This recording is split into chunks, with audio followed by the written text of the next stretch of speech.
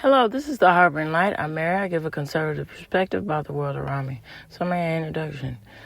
Feel free to reach out to me either through the links that I will provide. It'd be greatly impactful because I do appreciate all you listeners out there, and any feedback is important and valuable to the production of my podcast. And I'm also on Shopify, and my Shopify link will be provided for you too. All right, so some of the audio platforms that I'm on Spreaker, I'm on Spotify, Pandora, iHeartRadio, just to name a few. So this episode is all about my continuation with art and the impact that it has on society. So this time I am focusing in on Impressionism. Here we go.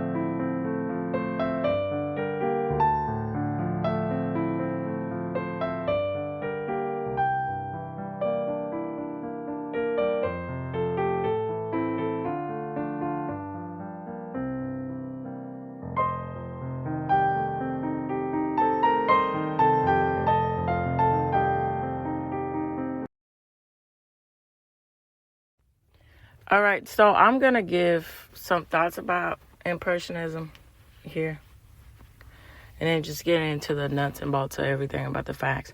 So it's quite interesting. The whole expression of it is to change the way things are perceived, or way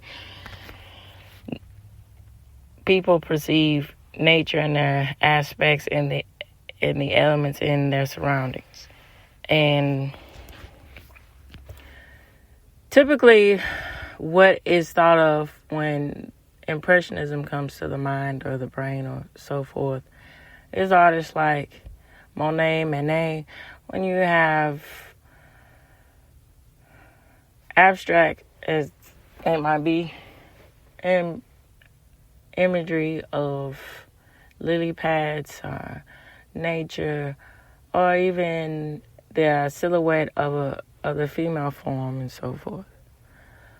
But when you get into artists like Degas and Renoir, then we're playing with a whole different element here. Now, it's very obvious about the aspects that it's understood that these the human form and the elements and the surroundings in which people are going about their lives and society.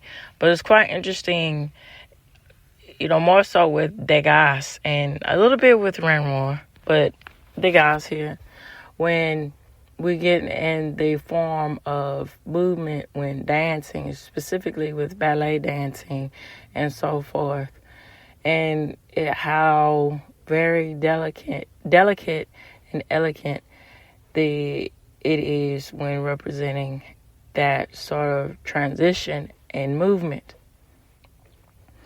And so these interpretations and these impressions give the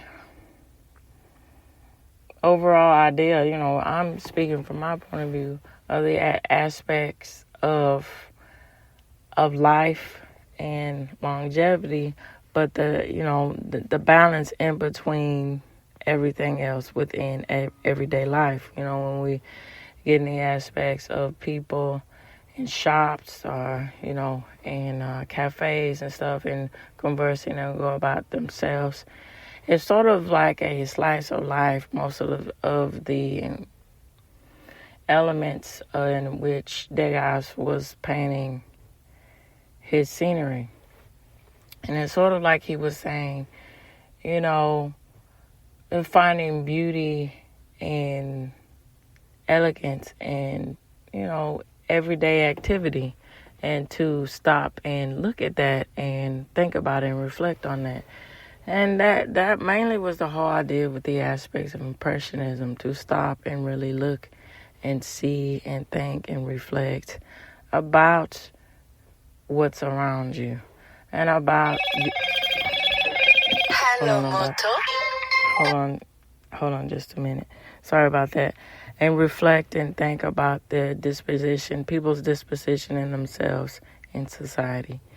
All right, with all that said, I'm going to take this phone call and I'm going to get right into the meat and potatoes of everything and the facts of Impressionism. Here we go. All right, so I'm going to start with the beginnings of Impressionism and then, just go from there. All right, so in the late 1860s, Monet, Renoir, and others began painting landscapes and river scenes in which they tried to passionately record the colors and forms of objects as they appear in natural light at a given time. These artists abandoned the traditional landscape palette of muted greens, browns, and grays, and instead painted in a lighter, sunnier, more brilliant key.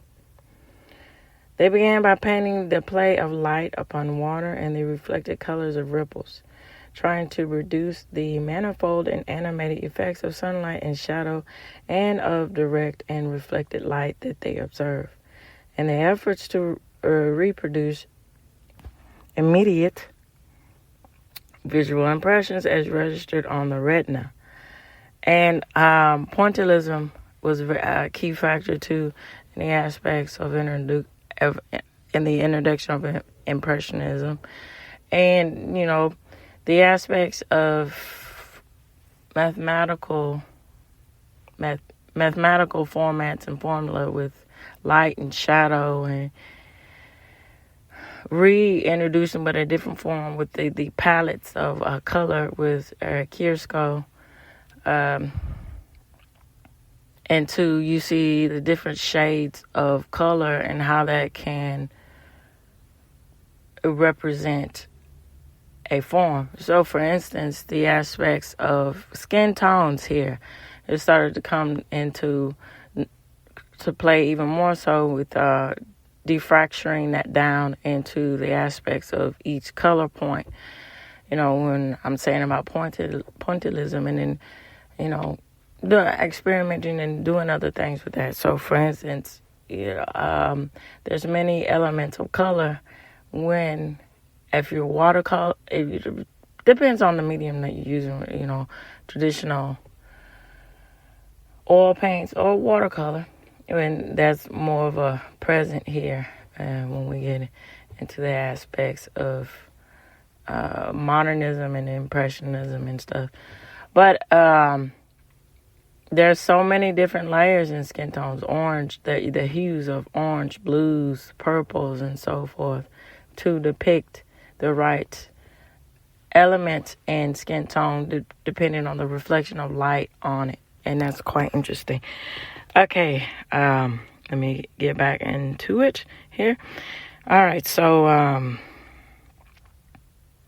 in their efforts to reproduce immediate visual impressions as registered on the retina, as I was saying, more important, they learned to build up objects out of discrete flecks and dabs of pure harmonizing or contrasting colors, thus invoking the broken hue brilliance and the variation of hue produced by sunlight and their reflections. So forms in their pictures lost their clear outlines and became dematerialized, shimmering and vibrant and recreating of actual outdoor conditions. And finally, traditional forms, compositions were abandoned in favor for more casual and less contrived dispositions of objects with the picture frame. So, the Impressionists extended their new techniques to depict landscapes, trees, houses, and even urban street scenes and railroad stations. Throughout the 1860s, most of these avant-garde artists had work accepted into their salon, so the annual state-sponsored public exhibition. But by the end of the decade, they were being constantly rejected. They came increasingly to recognize the unfairness of the salon's jury system as well as the disadvantaged, relatively small paintings such as their own had at salon exhibitions. They considered staging an independent exhibition, but were interrupted by the Franco-German War of 1870 to 71. Basile, who had been leading the efforts, was killed in the battle. At the end of 1873, talks were renewed, and the Société Coopérative des Artistes Peintistes, Sculptors, etc. was founded. Its members Monet, Renoir, Cicely, Degas, Maurice, and others of avant-garde artists were introduced to the group through Manet. So the collective aim was to organize exhibitions, sell art, and publish a journal. Again, getting into the aspects of art and in the aspects of business within art. And if you run with certain crowds, then that aspects of how that's unfortunate. That happens a lot with artistic endeavors. It's more, and then when you expand that out into other fields, unfortunately, that's the way, the truth and reality of situations sometimes in life. It's not more so what you know, it's who you know, and that either makes or break you. All right, so the society and now me specifically avoided choosing a name that suggested that they were a part of a coherent school. So, excuse me, press something that I shouldn't have. So when they collectively organized their first exhibition in 1874, the members invited a patchwork of artists in their network to show. Although Manet chose not to join, some 30 participants accepted the invitation, and the result was an exhibition of various styles and mediums. Some critics appreciated the group's efforts to break from the establishment, but most did not like the art and were blistering, and the reviews were very blistering. So Manet's painting Impression Sunrise of 1872 earned the collective, intuitively diverse name Impressionist from the journalist Louis Leroy, writing as was a satirical magazine, Les Chevaucheurs, in 1874. So the exhibition was a financial failure, and the Société and Monet was soon dissolved. In the subsequent years, however, several of the artists who found the Société and Monet staged 7 more exhibitions between 1876 and 1886. Participation fluctuated, with some artists, including Cézanne and Guilmin, wavering early on. So disagreements between factions about using the name Impressionist and implications of stylistic unity occurred during the painting of each show, resulting in a few particularly bitter exhibitions during the last 3 exhibitions. So during these years, participants continued to develop their own personal and individual styles, but they were all united in their work by principles of freedom of technique, a personal rather than a conventional approach to subject matter, and the truthful reposition of nature.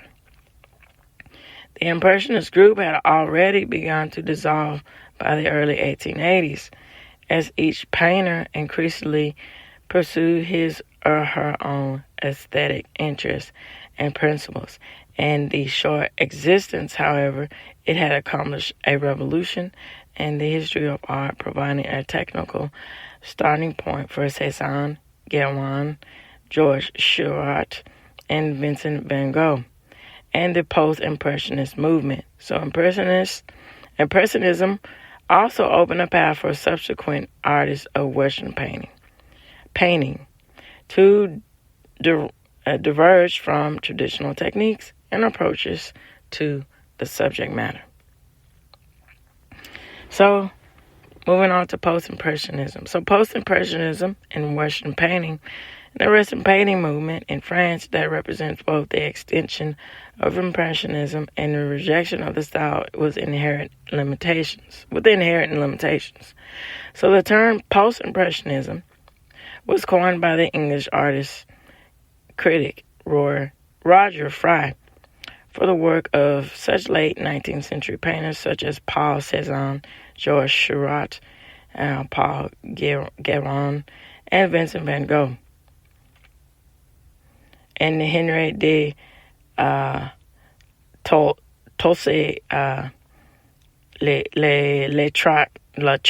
sorry about that. Letras, I'm sure I'm butchering that. But anyway, Henry, his paintings were of Cancan and of Moulin Rouge, stuff like that, if I'm not mistaken, his paintings.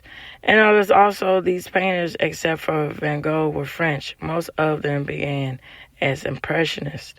Each of them abandoned the style, however, to form their own highly personal art. So Impressionism was based in its strictest sense on the object's recording of nature in terms of the figure and the effects of color and light. The Post-Impressionists rejected this limitation in the pursuit of aiming in favor of more ambitious Impressionism. So, admitting their debt, however, to the pure, brilliant colors of Impressionism is freedom from traditional subject matter and its techniques of defending form with short brushstrokes of broken color. So, the work of these painters formed a base for several contemporary trends and for early 20th century modernism. Okay. After a phase of uneasy decision among the Impressionists, Paul Cézanne withdrew from the movement in 1878. In order to make of Impressionism something solid and durable like the arts of the museums, in contrast the passing show depicted by Impressionists, his approach was more in the aspects of landscape and still life with a monumental performance and the coherence of that. He abandoned the Impressionist versatility of Impressionism, that is, and the depiction of effervescent light and the effects in that, and his preoccupation with the underlying structures of natural forms and the problems of underlying surface patterns with spatial depth. So, getting into the aspects that in reality you can, they were working with what they had, but there is so much that dimension that you can bring into a painting or so forth when you don't have the inventions of technologies that we have today. So that's quite interesting. So he abandoned the like I was saying, and with this, his art was the major inspiration of Cubism. So which was coherent primarily with depicting the structures of objects. So in 1884, the Salon des Indépendants in Paris, Georges Seurat revealed an intention similar to Cézanne's, with paintings that showed more attention to composition than did those of the Impressionists, and that devolved into the science of color. Yes, and I think there is, and that's quite apt to do and to say and to take note of, because there is a clear science in the aspects of color, specifically when you break down the light spectrum and where that comes from, and how that depicts all sort of ranges of color from a prism and so forth, and how that can be broken down into different spectrums of color. That's quite interesting. That's great.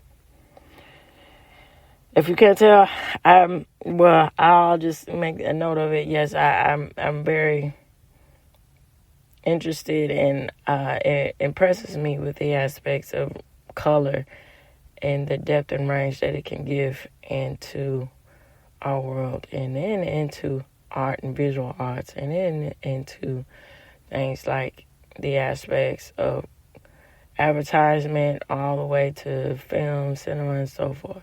It's quite interesting. Well, cinema, and that's pretty much the same thing, television and everything else. All right, so with all of this, the taking as a point of departure from the Impressionist practice of using broken color to suggest shimmering light. He sought to achieve luminosity through optical formulas, placing side by side tiny dots of contrasting color, chosen to blend from the distance into the dominant color. This extremely theoretical technique, called pointillism, as I was mentioning earlier, was adopted by a number of contemporary painters and formed the basis of the style of painting known as Neo-Impressionism. So Post-Impressionism often exhibit together, but unlike the Impressionists, who began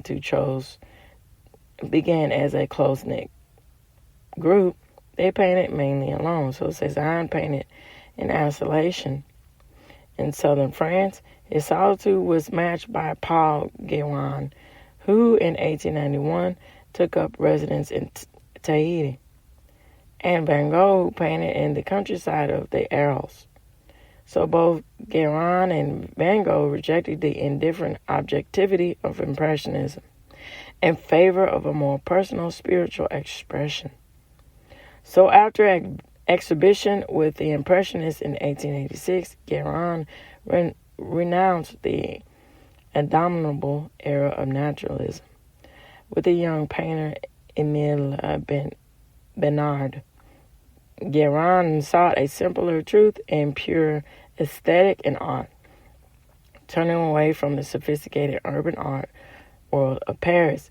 He instead looked for inspiration in rural communities with more traditional values, copying the pure, flat color, heavy outline, and decorative quality of medieval stained glass and manuscript illustrations.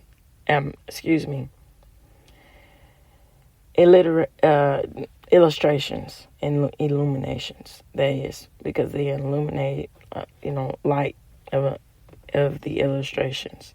So, the two artists explored the expressive potential of pure color and line. Gauguin especially using exotic and sensual color harmonies to create poetic imagery of the Tahitians, among whom he would eventually live. Arriving in Paris in 1886, the Dutch painter Van Gogh quickly adopted Impressionist techniques and color to express his accurately felt emotions. He transformed the contrasting short brush strokes of Impressionism and covering vibrant lines of color, extracting even beyond Impressionist brilliance that conveyed his emotionally charged and eccentric response to natural landscapes. Less closely connected with the Impressionists were Toulouse-Lautrec, there we go, Toulouse-Lautrec and Redon, who concerned themselves with the perspective of portrait and decorative effects. Toulouse-Lautrec used the vivid contrasting, let me say it again, contrasting colors of Impressionism and flat area areas of enclosed space by a distinct outline. Rodin's still life of florals were somewhat impressionistic, but his otherwise work featuring evocative and often mystical subject matter are more linear and closer to symbolism in styles. In general, post-impressionists led away from a naturalistic approach and toward the two major movements of the early 20th century of art that suspended it, Cubism and Fauvism, which was sought to evoke emotion through color and line. And I'll pick up on those aspects on Wednesday about getting to the introduction of modern paint, modernism, pre, post, and superpost, and superrealism, all that aspects of art. So, I'd like to know what you all think about the aspects of Impressionism and history and the aspects of how that changed the perception of how things are viewed in our world.